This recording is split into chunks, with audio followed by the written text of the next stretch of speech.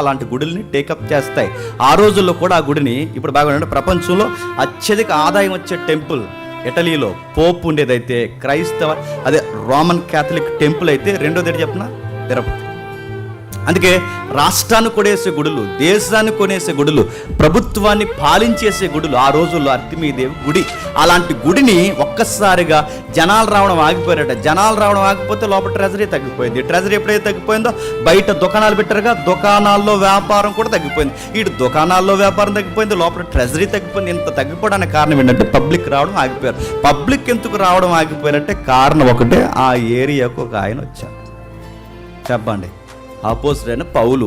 ఆయన వలన కేవలం ఆయన చేసిన లాజికల్ ప్రసంగాలు ఏంటంటే చేతులతో చేయబడినవి దేవుళ్ళు కాదనియో, మనం సృష్టించుకున్నది సృష్టికర్త కాదనియో, కొయ్య, చెక్క, ఎండి, బంగారము, రాయి, శిల్పాలలో దేవుడు ఉండడనియో, దేవుడు అన్నవాడు ఈ ప్రపంచానికి ఆవల ఉండి మనల్ని పరిపాలిస్తున్నాడు. ఆయన యందు ఉనికి కలిగి ఉన్నాం, చలించుచున్నాం, ఆయన యందే మనం జీవించుచున్నాం. ఆయన మన వలన సేవింపబడేవాడు కాదు, కానీ మనమే ఆయన సేవించవలసిన వారమై ఉన్నాం.